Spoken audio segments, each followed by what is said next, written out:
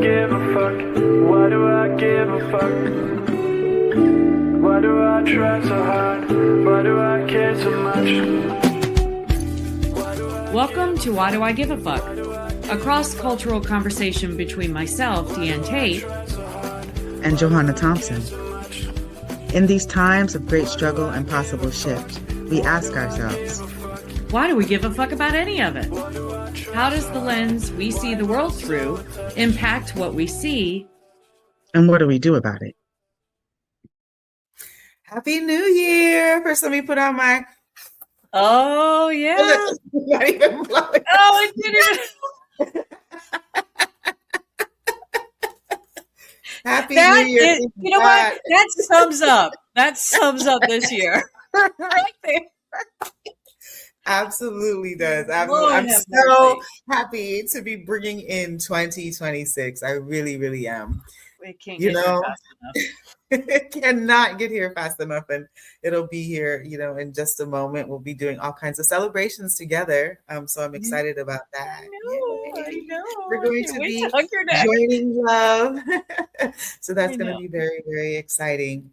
And I'm thinking, let's have a conversation about not so much New Year's resolutions, but let's have a conversation about reimagining what 2026 can look like for us, as within our own worlds, but then on a global scale, because there's so many things that are going on, and we're ready for reimagining and seeing something different. So what are some of the things that you're giving a fuck about in regards Amen to everything you just said. Yeah, reimagining. I mean, I think it's been some time for me since I did the whole New Year's resolution thing, because you say those things and then do you follow through? That it always seemed to be felt like a point of failure. I set all these goals for myself and then I don't do them. So for me, I think I'm thinking more globally. I'm thinking more outside. It's not necessarily just what I want to set as personal goals, but what do I want? What do I want to see the world turn into? And then what is going to be my part in that transformation? So those are the things that I'm kind of thinking of as we reimagine into this new year. And I think you and I were talking about this. I think my top priority thing for me is to continue what I've already started in this year, which is just really purposeful, intentional decolonization of my mind, of my life as much as I can. We're all knee deep in this capitalistic society. So, and I connect capitalism very directly and deeply to colonization, especially as it manifests today. So that's kind of the top of the list for me. So. Well, capitalism is always an interesting conversation to have. And I'm curious to hear, what the intersection that you see and experience as capitalism and colonization and hierarchical white supremacy, and thinking about how all of those things, and anti-Blackness, all of those things that kind of fall together. And there's this outlying conversation about capitalism imploding and falling on itself and collapsing. And as I am seeing a technological shift, I'm thinking that capitalism is just entering into a new age and way of being delineated across a kind of a global community rather than more kind of national communities. The conversation that we can have now and the way that we are distributing resources, we are much more connected to being able to see that because of what technology brought into the world. So talk to me about it. I want to know about what is your work towards decolonizing? Yeah. Well, I mean, my decolonization, I feel like my personal I've said on these episodes many times, I talk about my awakening. And for me, my awakening started back in 2015 when I really started to deconstruct my own white supremacy, my capitulation in it, my role in perpetuating it. And that led to a deeper understanding and unpacking of the anti-Blackness that I saw at the time I was living in Charleston, South Carolina, which is the portal of anti-Blackness. And so starting to uncover and like open up my eyes to those things, once you see it, you can't unsee it kind of thing. And then, so fast forward 10 years where I feel like I've gone now, especially in the past 2 years since October 7th. And we see, the decimation of Gaza and the Palestinian people, and my awakening to Zionism and to the intersectionality between Zionism and white supremacy, and how that is all interconnected, and how that plays into the expansion and the expansion of empire. I guess I'll finish that statement. And then the erosion of anything that stands in empire's way. That all becomes part of my decolonization. So, I have, in terms of resources and who I've been learning from, I wanted to offer a couple of folks that I've been learning from. One is, and we've talked about her on here before, one is Miss Amanda Seals. I am a very proud member of the SEAL Squad, which is her group of folks on Patreon. And so I have learned a lot from her as I watch her. She's been very vocal about her own internalization, decolonization practice, and then how that connects to Zionism, and how that connects to white supremacy, and how that connects to anti-Blackness, and how that connects to, connects. And so she's one I've been learning from. And then I also wanted to offer this other content creator that I've been learning from. Her name is Monty Mader. And what's really unique about her, she's a white woman she lives in Tennessee. She comes from a background. She grew up in the deeply fundamentalist Christian church. And so she has been unpacking, and she calls deconstructing, her Christian fundamentalist, Christian Zionist mindset. She grew up, she knows the Bible backwards and forwards, and is able to speak into, she does classes on Patreon, deconstructing the Bible and talking about what the typical phrases and the typical scriptures that people like to use as weapons when they want to justify genocide or destruction of entire communities, like transgender folks, when they want to say that gays, God didn't like homosexuals and all that stuff, the scriptures that they tend to pull out to try to pinpoint that. She will deconstruct all of that. She will break it all down, talk about the scriptures and talk about what they really meant and what their context was and all of this. So she is like, I've learned so much from her, and I know I will continue to learn from her. I just want to put their information here on the screen for those of you who are watching. So Amanda Seals is on Instagram, and she's on Patreon. If you don't know what Patreon is, it's a platform where you can support content creators and support work that people are doing in a very independent of the capitalist society. So I really appreciate that. You just go to patreon.com and you can search for people that you want to support. And a lot of them offer content for free, but then the support really looks like $5 a month. It's not a lot, but if you can always do more than that, of course. Anyway, so Amanda Seals again on Instagram, and then Amanda Seals on Patreon. And then Monty Mader, she's at Monty Mader on Instagram, MonteMader. And she's also Monty Mader on Patreon. But I've been learning a lot from the two of them about connecting those dots that we were talking about, and then also deconstructing within myself the mindsets that I have around a lot of the things. So those are my plugs for my two content creators that I'm learning a lot from. Well, I don't have any content creators. I do enjoy listening to Amanda Seals. I've never heard of Monty. But I'm not on Instagram as much anymore. So, so Patreon is a great way. It's a great way to learn. There's a lot of times the folks will put on extra content that they don't put on. A lot of podcasts. In fact, I was going to talk to you about whether or not we needed to start a Patreon for this podcast. And Yeah, so it's a way to support these folks outside of that typical capitalistic. I know Amanda Seales has gone through real heavy shadow banning on any of the socials. She's had Zionists shut down her shows. She was doing a one-woman show, and they were shutting down the ticket sales, shutting down, making the venues cancel on her at the last minute. They were making it very difficult for her. So she has worked really hard to separate herself. She moved away from LA, got away from all of that, and has worked really hard to separate herself from those typical mechanisms that folks utilize because it was just too easy for them to sabotage her. And so Patreon is a way to kind of avoid that.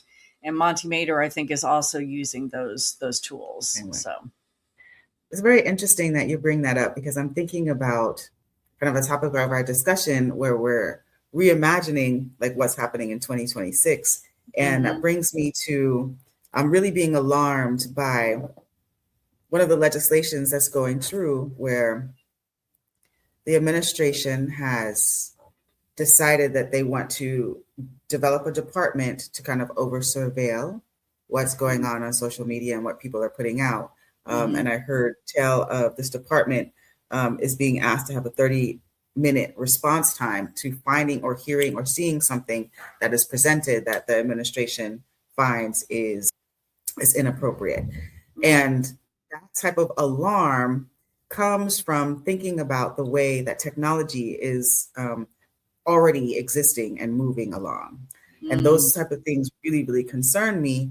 And I know that you wanted to share a clip about, as we're talking also about decolonization. And when we talk about decolonization, we're talking about dismantling structures that are programmed kind of political ideologies. We're talking about like the ongoing like cultural, psychological, and economic shifts. And I'm getting that definition from the way decolonization would be explained if you're looking it up on Google or something like that. We're actually talking about all of the ways that you have been programmed in your development to think about how you exist as a citizen, as you exist in the context of the nation that you live in, so where your identity is, as we exist as a part of a nation in a more global community.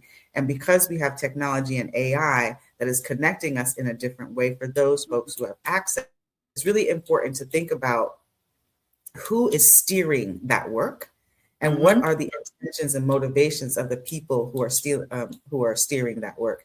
And so it's important to like look at this clip that you were about to share. And I think that's a really good way to bring that up right now. Okay. Yeah.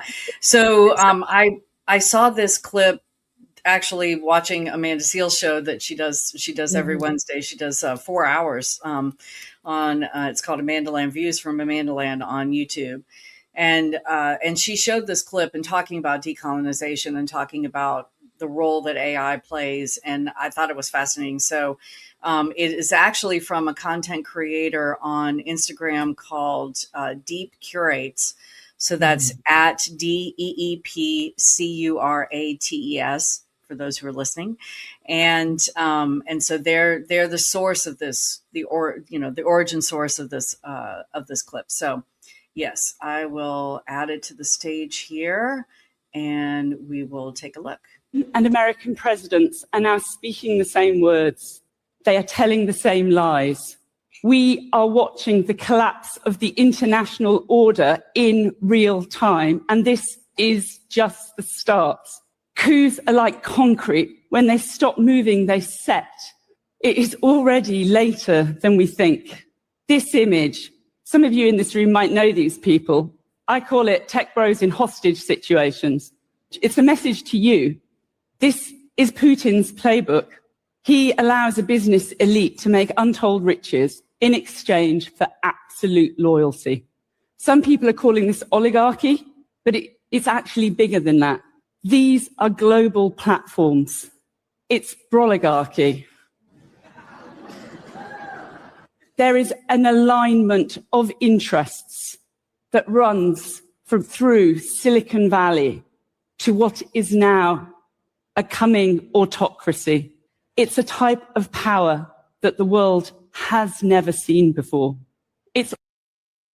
I'll go ahead and end it there so that we can, in the interest of time, just keep talking. So tell me, how were you impacted by this when you heard this clip, or what was the way that Amanda Seales was talking about it? Oh, I'm not going to do justice what she was talking about, but yeah, in a nutshell, the thing that really struck me was the global vision of all of these narratives. And you and I have talked about this before, in that you always need to consider the source. You always need to consider who's weaving the story, because they have a reason that they're weaving the story they're weaving. And AI has come in to our lexicon. I mean, at first it started with, oh, I can Google whatever I want and it'll pop up the information. And isn't that wonderful? And now we've gotten to a place where we can't discern, real from fiction. I was sharing, I got caught up in AI the other day because I was sharing reels from a cockatoo that supposedly named Jackson, who loves to dance to music. And I thought it was great. Turned out he's AI and I had no idea. And so, that's just a cockatoo. So it's not a big deal, but that's, it feels like another level for me of being able to show us that information is supposedly true and we just swallow it without even thinking about it. And these are the folks that are running that narrative platform, that propaganda machine, because that's what AI has becoming. When she said that coups are like cement or concrete, when they stop moving, they set. I don't know. That really impacted me, because I think of a coup. I was taught growing up that coups were bad. I was taught that coups always meant that somebody was coming in and dismantling the government that the people decided they wanted. And that, I have such a different mindset of coups now. And that that coups are they're an act of resistance, and they are the way often that the oppressed peoples that are not being listened to by their government have an opportunity to rise up and say, hell no, we're taking back control. And so in some instances, they can still be bad things too. Yes, I'm not saying they're all good, but I'm just mindful of the fact that I had no awareness back when I was younger and in my 20s and 30s and 40s, and that coups could be an agent of change for the good and not necessarily for the bad. I was always taught they were bad. So I don't know if that answered your question, but that's the thing that came. No, but what it did is created a curiosity as always, because if we're thinking about, when you're talking about a coup, or I'm in the context of the person on the video talking about the coup being set in cement, and the coup, I'm curious, is the reference the coup to the broligarchy that she referenced, and the autocracy that our world is seated in? And the difference with this, as we're thinking about 2026, is that it wouldn't just be a coup of human. It's a coup of technology and AI. And I'm thinking about like this narrative that's going around that Elon Musk is having nightmares at this point in time. And he's speaking openly about the nightmares he's having, because he's saying that the technology that they're creating is getting beyond their control. It's already beyond their control. And with the technology being out of human control for those who planted the seeds of the evolution of the technology, that is where those who planted the seeds are having concern, and those of us who might not have and don't have the same amount of accessibility to the new tool, the technological tool,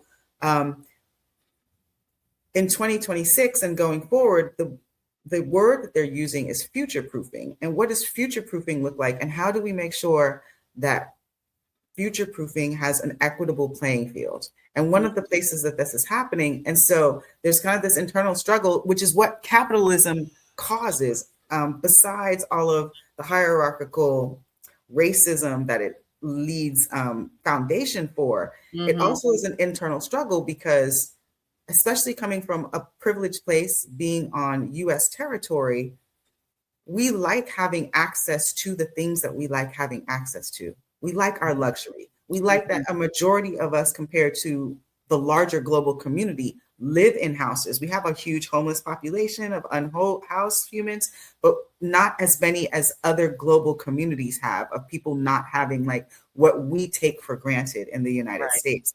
Right. And so, and as that's also happening, we are experiencing in the United States this issue around immigration, because the United States is not populated in the same way. The demographics are shifting, and that is making white people, which is why there's this move to make America again. That is code language for make America white led and run again.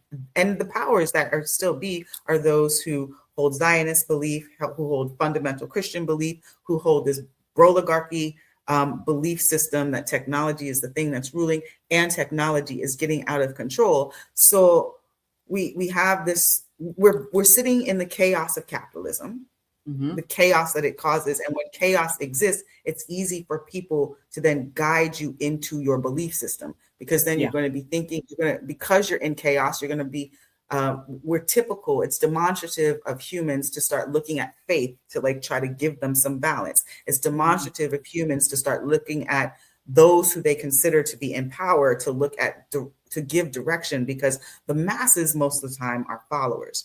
The thing that I'm finding that is really fascinating is that the typical narrative is being challenged by the AI, because the way that the AI is aggregating the data. So like when you see content creators, since we're talking about content creators, ask questions of AI. If you were choosing to come down to earth, which race of people would you choose to want to be? And then the AI starts to give this whole entire conversation about how coming to earth as a human would be best if you came as a Black identified human, because of blah, blah, blah, blah, blah, blah, blah. And then then other people being very frustrated, angry at the AI for that, or discrediting the AI for not having or being able to aggregate the whole data. And so I'm thinking about like, what is this challenge that we're going to have between what our belief systems are and how the data is being aggregated, and how the folks that have created the data are telling us now that AI is uncontrollable.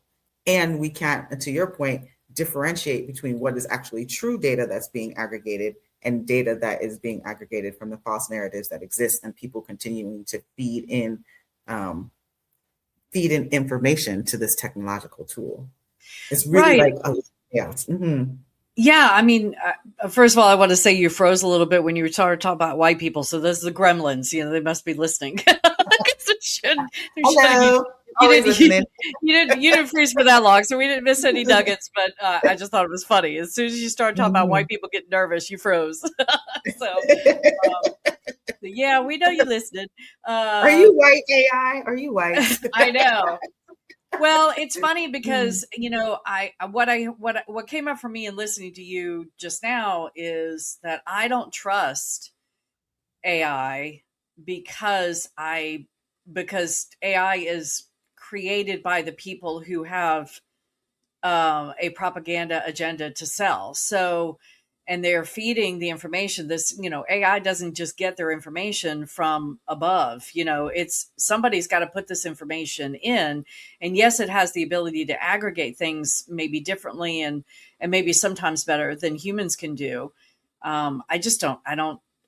It's another source for me of just mistrust because of who's running it and not to say that it's uncontrollable.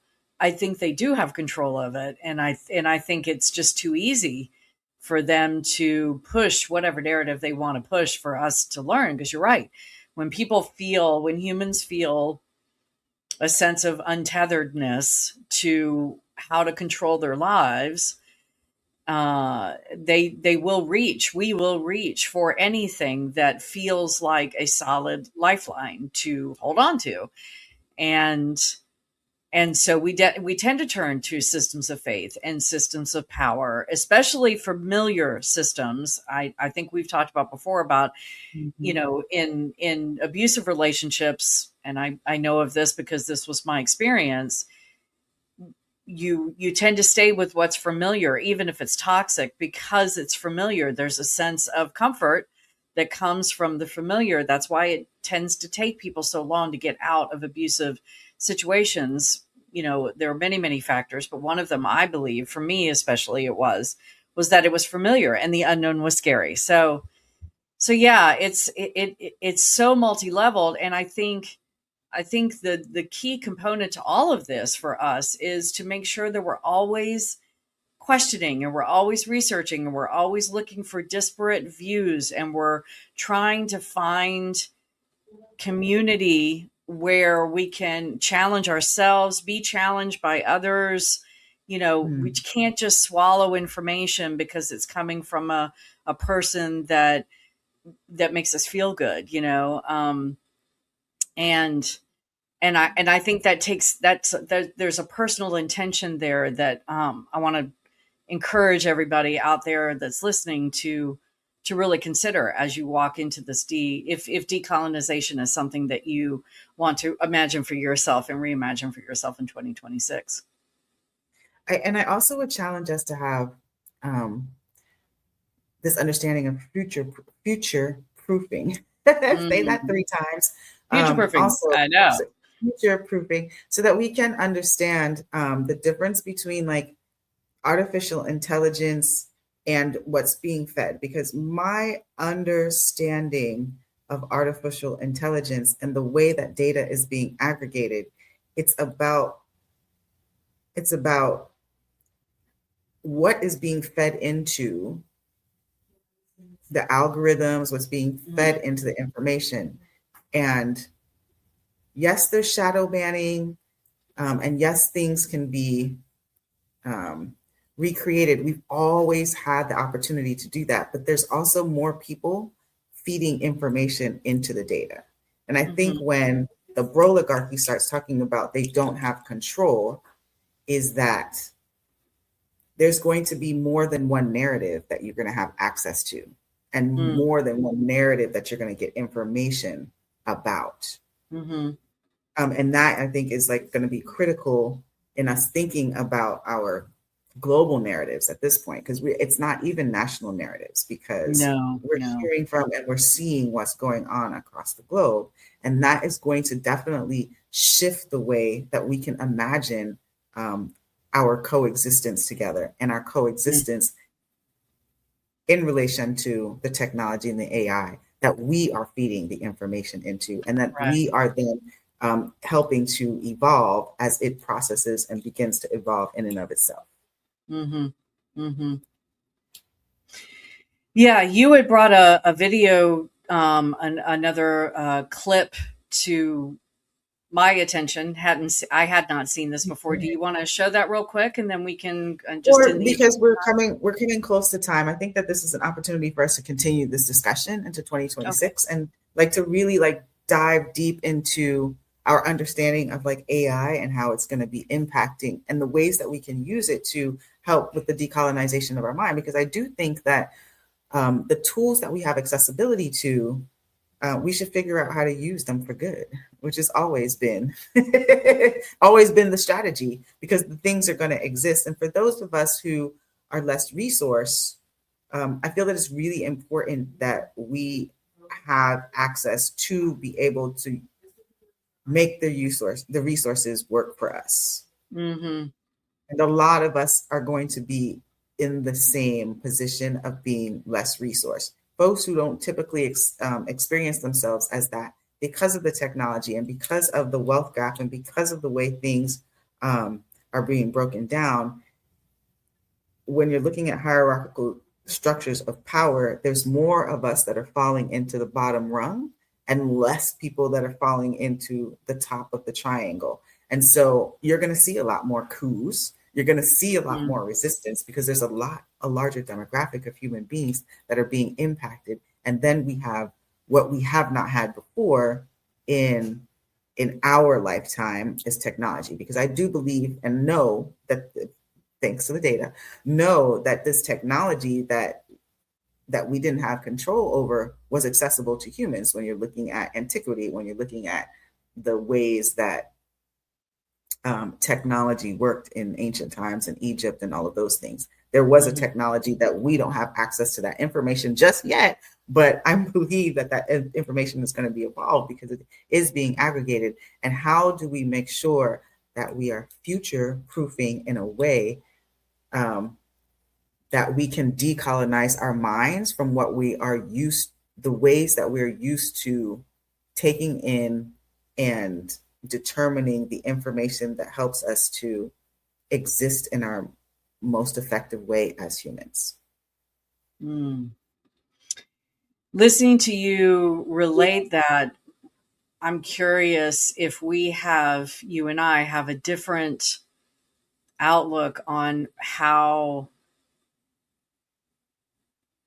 much input or impact we have as regular humans to these systems. You keep on saying regular. I am not. You said this on our first. I am their regular human. I'm sorry. I just mean, we're not regular. Neither one. None of us are. But I guess I'm using that as a qualifier to kind of separate us humans that are just living our lives every day and doing the thing versus people in like immense power. So I guess that's how I'm using that as a qualifier to try to separate. Without as much power as others. Sorry, say it again. Humans without as much power as others, but regular. Okay. Humans without as much power as others. Thank you. Yes.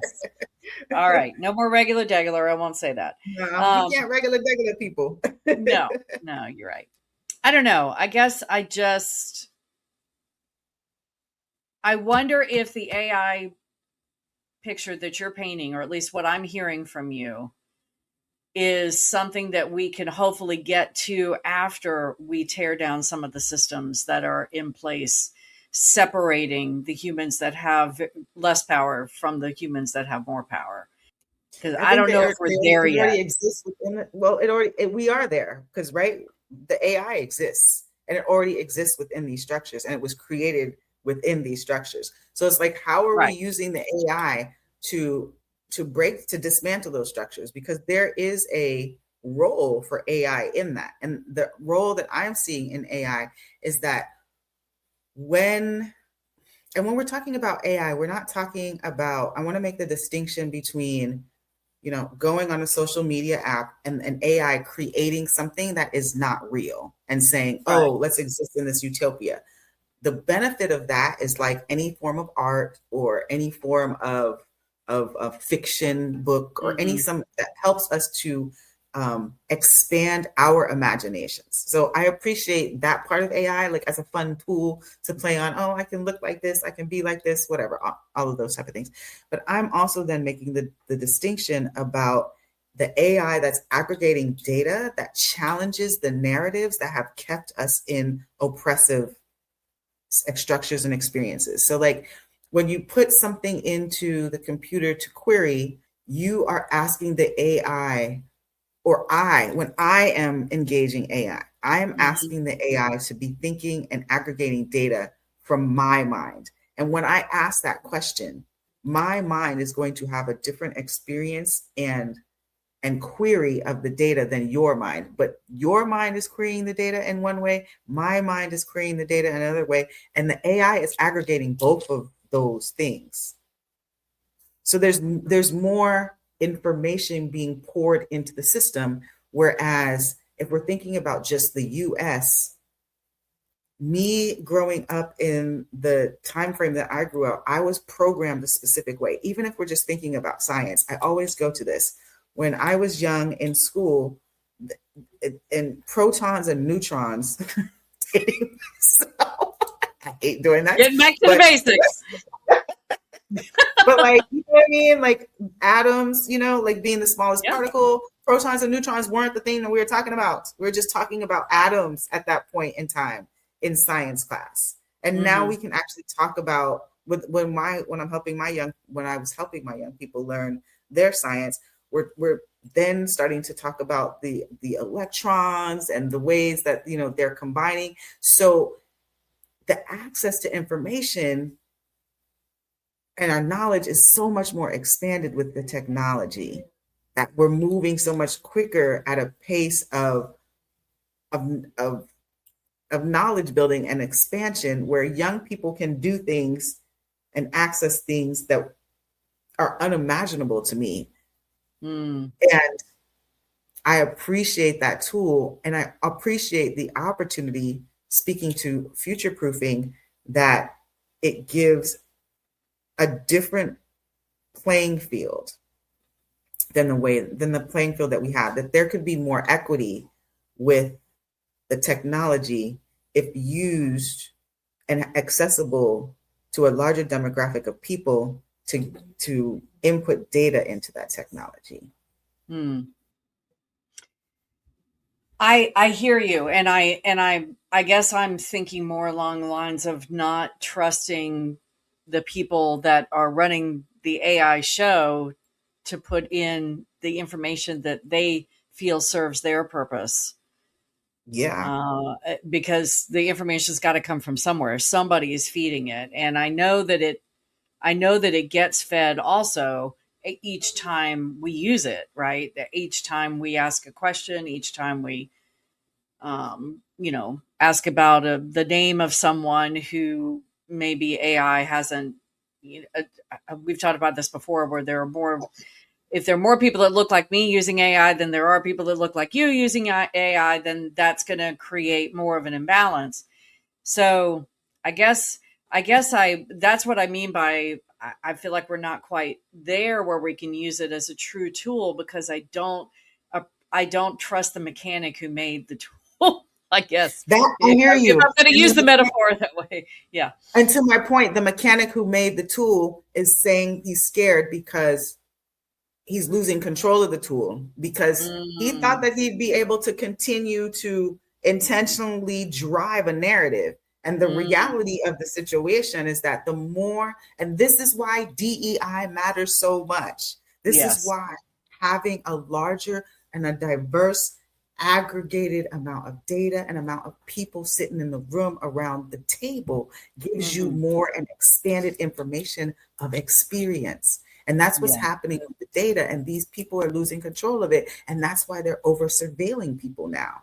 Because you can say that there's an evil LGBTQIA human being, and that person is on social media talking to your child, being normal, just putting on makeup. It's not really actually harming anybody. They're not doing anything weird. And so you can run the narrative that this is a horrible person, because now you can have an actual connection with that person. You cannot run the narrative that Black fathers are not present, where you're seeing a whole bunch of Black fathers on social media with their kids taking care of them. You cannot run the narrative that it's only Black people who are poor and white. You can, because the AI can make up these stories, but then there's other stories that can be made up to counteract them, and you now have control over them things. And so I think that is the fear of the mechanics. The broligarchy. The broligarchy is that, like, we could try to put out this narrative, but as long as the technology is accessible to a larger demographic of people, we can't uphold that narrative. And then as the gap of information knowledge shifts, we're going to have a different experience. And we're also putting it in the hands of technology to do a majority of our human functioning, except for planting seeds right now in the fields to give us food. But right now, I say, because robots are going to start planting the seeds too. And when the robots decide that they don't want to plant the seeds anymore because we are the problem, right? And that's what's happening. The more information that we have, the more that we're aggregating the data, that we are killing our ozone layers, that we are depleting our water source, that we are, ruining all of our things. And I love having this conversation outside of the US, because it gives me a knowledge base about how people who are less resourced think about it. And they think about it as there's a system. Oh, I know that we're running over so high, but that there's a system that happens, like even in the water cycle. So as we're saying that water is running out and we're using it, we also have glaciers that are melting that we can't control, right? So it's just like there is a cycle that continues to happen, and we have to come out of our silos. A big part of decolonization is coming out of your personal silo and your personal narrative and looking at a larger global community. Yeah. No, you're right. You're right. And to the point about the glaciers, the Earth is going to be fine. The Earth is going to be fine. We are going to, the Earth eventually is going to be like, y'all need to go. Regenerate. We cannot survive with y'all here. So, and we've seen it. Yeah. And there will be stories about it, Yeah, so there will be. That is it. Well, thank you, my friend. So as we go into this new year, I encourage everyone. I think this has been a great conversation, and yes, we will continue to talk about this in 2026 on the other side. But what is your reimagining going to be for this year and this next year and the years going forward? And how can you bring your children along with you? And how can you bring your family members and your community members along with you? My license plate says reimagine, because that's like the thing, that's all ever present for me. So thank you so much for this conversation, and Happy New Year. Get to hug your neck in just a little bit. I can't wait. Anyway, love you, my friend. We'll do another blow. Yeah. All right. Happy New Year. Happy New Year. Why do I give a fuck? Thanks for joining us. Until next time, as you move throughout your day, continue to ask yourself, Why do I give a fuck is produced in collaboration with Johanna and Diane. Music by Norwegian musician Water. See you next time.